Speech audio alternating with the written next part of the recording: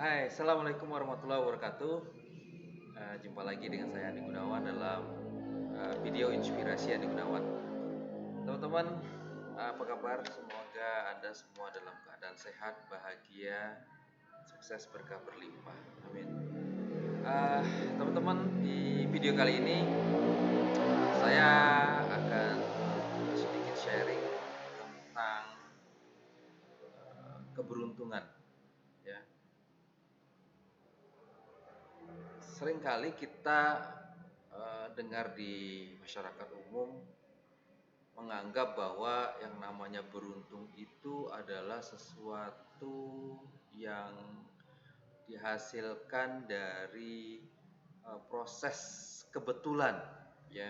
Jadi kalau ada orang yang dia beruntung atau dia sukses itu dia meraihnya secara kebetulan.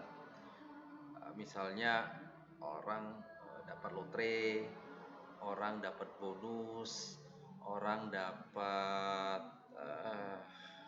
apa sesuatu yang tidak diduga-duga. Nah, itu seringkali dianggap sebagai sebuah keberuntungan, teman-teman. Nah, saya ingin mencoba mengupas sedikit tentang benar gak sih keberuntungan itu sesuatu yang diraih secara kebetulan? Nah, saya pernah membaca buku The Luck Factor karya Richard Wiseman. Ya, Richard Wiseman ini seorang dokter, seorang penulis, seorang praktisi pemberdayaan diri juga. Dia sering melakukan penelitian-penelitian. Nah, kali ini di bukunya Luck Factor itu dia menuliskan tentang bahwa keberuntungan itu ternyata bisa diprogram, ya. Nah, dia melakukan riset, ya, di sebuah surat kabar. Dia membuat pengumuman mencari sekitar 200 relawan yang bersedia untuk bersedia untuk melakukan eksperimen ini. Jadi 100 orangnya itu dia mencari 100 orang yang hidupnya selalu sial, dan dia juga mencari 100 orang yang hidupnya selalu beruntung. Nah, akhirnya terkumpullah 200 orang ini. 200 orang ini dilakukan wawancara, ya, oleh Richard Wiseman, ya. Pada intinya wawancara tersebut menanyakan apa yang dilakukan orang-orang yang selalu beruntung dan apa yang dilakukan orang-orang yang selalu sial dalam hidupnya, dari dia bangun tidur sampai dia tidur lagi. Artinya kebiasaan-kebiasaan sehari-hari yang dilakukan oleh orang-orang beruntung dan kebiasaan sehari-hari oleh orang-orang yang selalu sial. Nah, intinya bahwa orang-orang yang beruntung punya kebiasaan baik dan orang-orang yang sial punya kebiasaan buruk. Nah,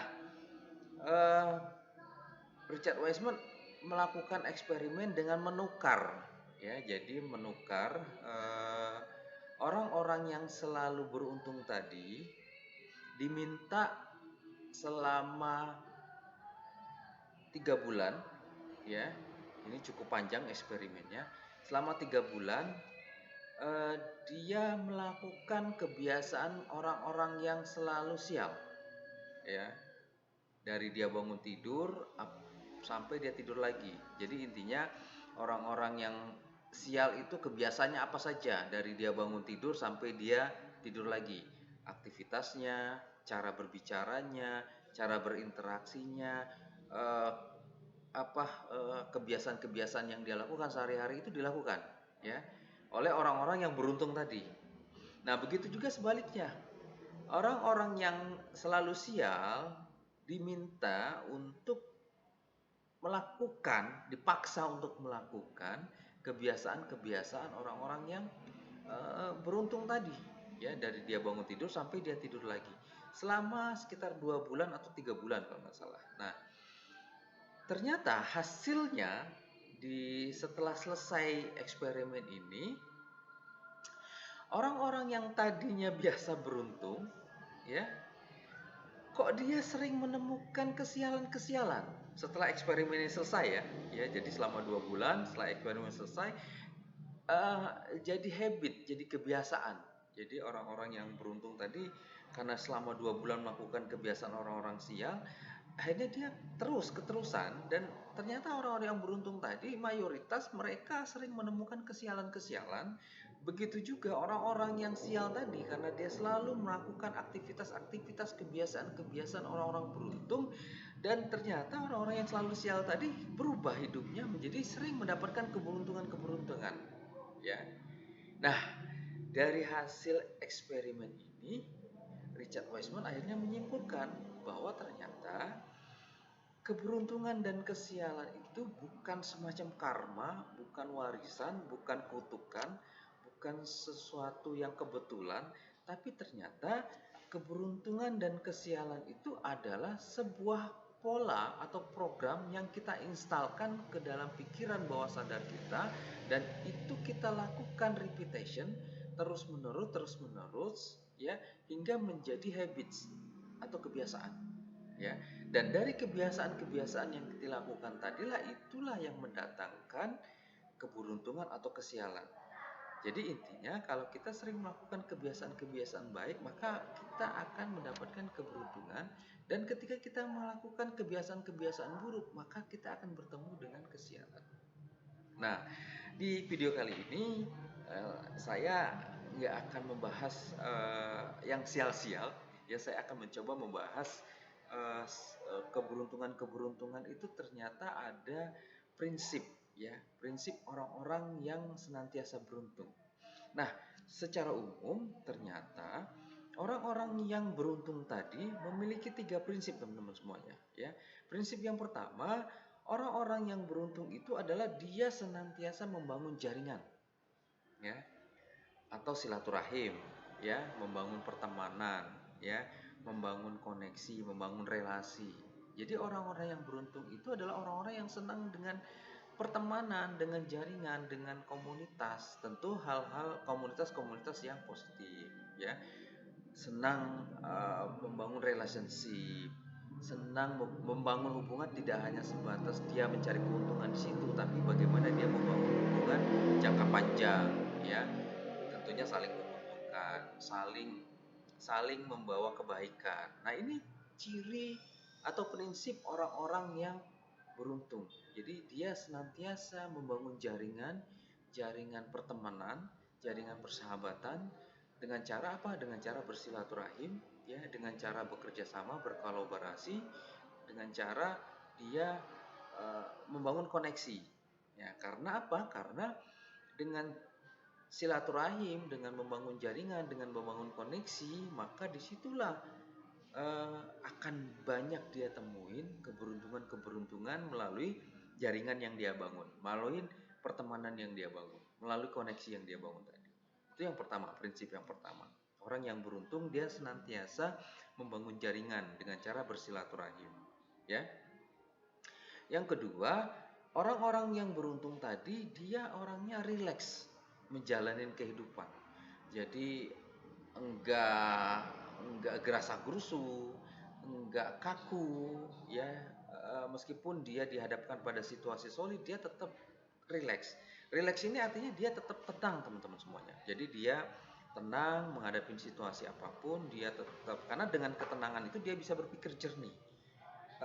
Apa solusi yang akan dia dapatkan, dia ambil ketika dia berpikir tenang tadi, ya. Dia akan lebih mudah mendapatkan solusi, dia akan lebih mudah mendapatkan inspirasi, dia lebih mudah akan mendapatkan ide-ide dengan mengkondisikan pikiran hatinya tenang, ya, dalam menghadapi situasi apapun, terutama situasi-situasi sulit, ya.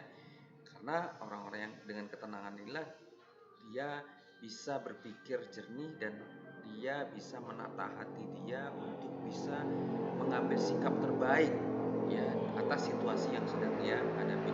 Ini prinsip orang yang beruntung yang kedua, ya. Yang ketiga, orang-orang yang beruntung ini adalah orang-orang yang dia terbuka. Terbuka itu artinya apa? Dia senang dengan hal-hal baru. Dia senang melakukan eksperimen-eksperimen baru. Dia senang bertemu dengan orang-orang baru.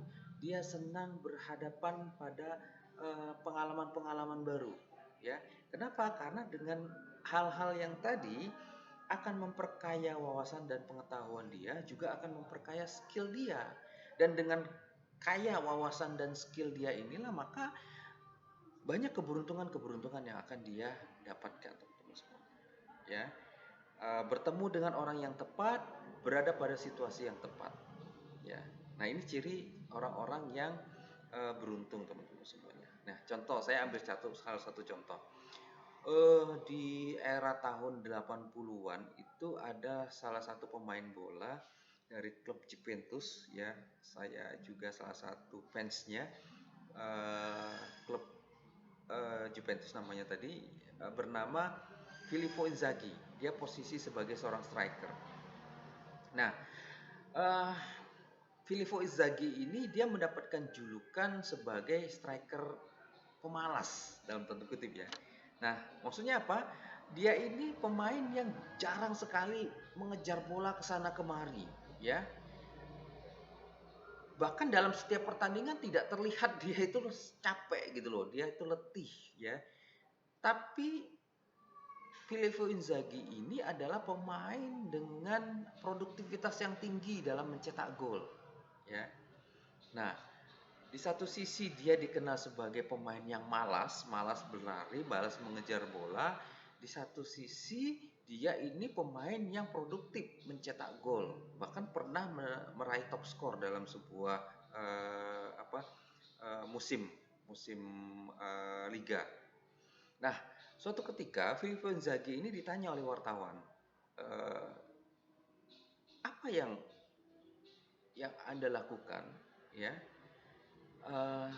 Anda ini dikenal sebagai pemain yang jarang mengejar bola, jarang berlari, tapi di sisi lain Anda ini produktif mencetak gol. Apa rahasianya? Ditanya oleh wartawan. Jawaban Filippo Inzaghi, dia menjawab simpel, ya. Dia mengatakan bahwa saya dalam bermain bola punya dua prinsip, ya. Prinsip yang pertama, saya berada pada posisi yang tepat di waktu yang tepat, ya. Jadi dalam bermain bola selama 90 menit waktu normal, dia selalu menempatkan posisi yang tepat dan waktu yang tepat, ya. Yang kedua, saya mendapat umpan-umpan yang pas, yang tepat dari orang-orang yang tepat, ya, sehingga dia tidak terlalu banyak mengocek bola, tidak terlalu banyak mengejar bola, karena dia berada di posisi yang tepat, di waktu yang tepat, dan dia mendapatkan operan yang tepat sehingga dia dengan mudah mencetakkan gol. Nah, itu rahasianya Filippo Inzaghi. Dia menjadi pemain yang dikenal pemain malas tapi dia produktif, teman-teman semuanya. Nah, jadi teman-teman semuanya, ini salah satu prinsip orang-orang yang beruntung. Jadi orang-orang yang beruntung itu adalah orang-orang yang dia juga berada pada situasi dan waktu yang tepat dan bertemu dengan orang-orang yang tepat untuk meraih keberuntungan. Ya, ditambah lagi dengan kesiapan dia untuk mendapatkan keberuntungan tersebut. Jadi kalau kita bertemu ada waktu yang tepat, posisi tempat yang tepat, bertemu dengan orang yang tepat, tapi kalau kita sendiri tidak siap, maka keberuntungan itu tidak akan bisa kita dapatkan. Gitu, ya. Jadi itu teman-teman semuanya. Jadi prinsip keberuntungan, sebenarnya beruntung itu bukan sesuatu yang didapatkan secara kebetulan, tapi keberuntungan adalah sesuatu yang kita program setiap hari sehingga menjadi kebiasaan, menjadi habit, dan dari kebiasaan-kebiasaan itulah keberuntungan mendatangi kita dan dia akan bertemu dengan keberuntungan-keberuntungan. Oke? Ini saja mungkin sedikit sharing dari saya, dan mudah-mudahan Anda semua bisa menjadi orang-orang yang beruntung, ya, dalam kehidupan, ya, dengan cara apa? Dengan cara Anda merubah uh, pola pikir Anda, kebiasaan Anda, perasaan Anda, dan pikiran dan perasaan Anda tadi yang Anda program setiap hari sehingga bisa menjadi keberuntungan-keberuntungan yang terakumulasi dalam kehidupan Anda. Oke? Baik, itu saja mungkin dari saya. Terima kasih. Mohon maaf kalau ada kekurangan. Billahi taufiq wal hidayah. Wassalamualaikum warahmatullahi wabarakatuh.